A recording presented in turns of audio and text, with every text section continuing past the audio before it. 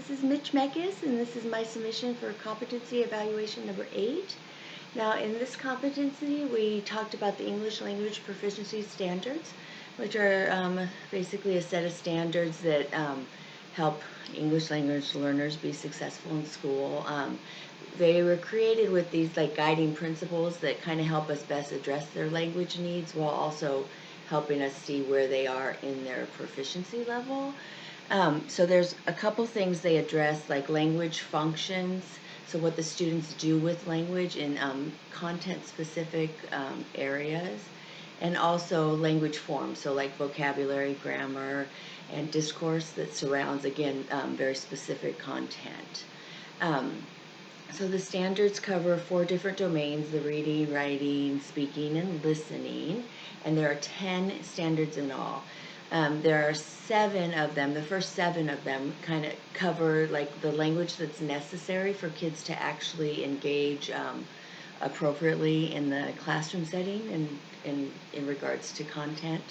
The last 3 are pretty supportive of those other ones. They include all 4 domains.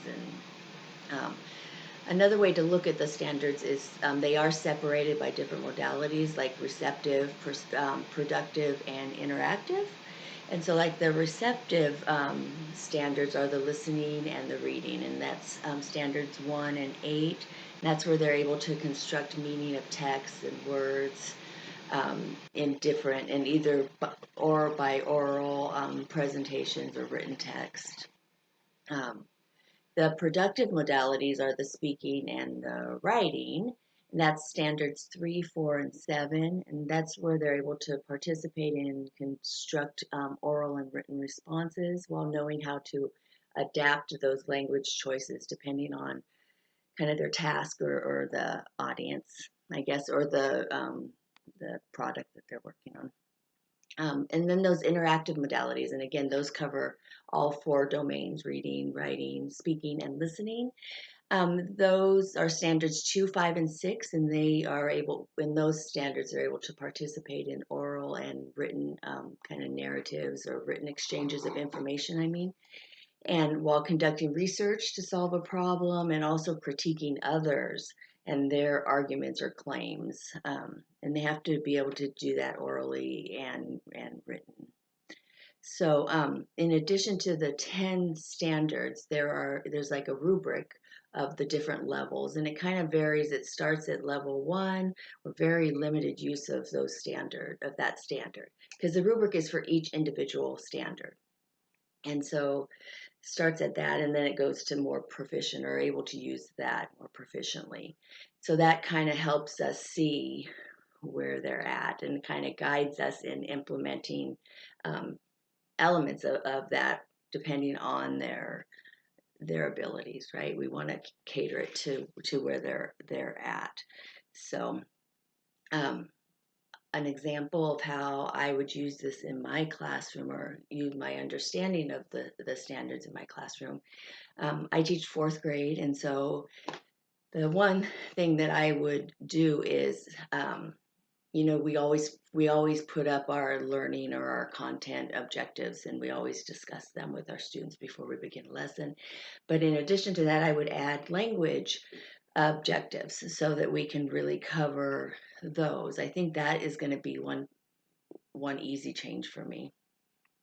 I haven't done that in the past, but I will definitely be doing that in the future. I will be adding that. I think it would be very important for them to know which language function they are working on. And so a specific example, if I were, and I tried to do it around math, because math is not my strongest suit, but if I were to say teaching division to my students, I would have my content objectives and we would discuss those, but I would also have my language objectives.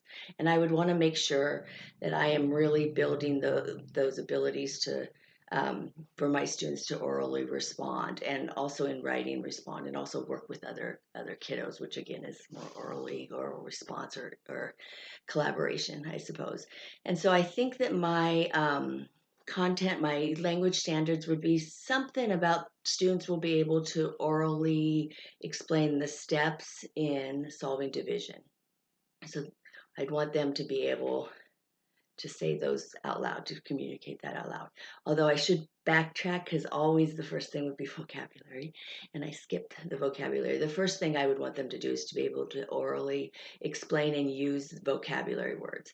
And of course, I would have those vocabulary words, right? So we would be talking about dividend and divisor and quotient and remainder, and we would be discussing those academic words, because that is key, right? That is key for them to be able to relate to that academic language, which is so important.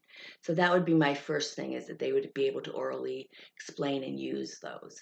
So again, we're touching on that being speaking skill. We'd also then I would want them to be able to orally explain the steps. I'd also want them to write out the steps for me, right, or to show me those steps, which kind of touches on that writing standard, that ability to write.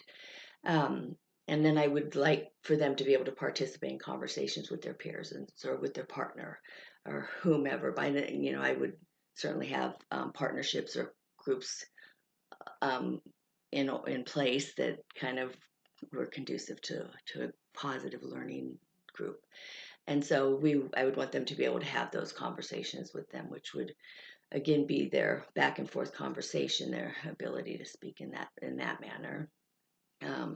I think that standard that division standard that I talked about also covers the MP1, the persevering in problem solving. I believe the standard is the um, but so that's just one example. I mean, it's very important that we use our knowledge of our students. That's, I think, another one of the keys. I think there's a lot of keys, but I think that's one of the main things, is really knowing your student. And so you might have to adjust depending on their proficiency level. And I think that's where a lot of small group work comes in as well. But again, I think the biggest tool, the most I got out of my research surrounding the use of these standards in conjunction with our curriculum lesson plans, is by including that language objective. Um, I think that's going to be a great thing next year. So I think that's all I have to say today. I hope everyone has a wonderful day. Thank you. Bye.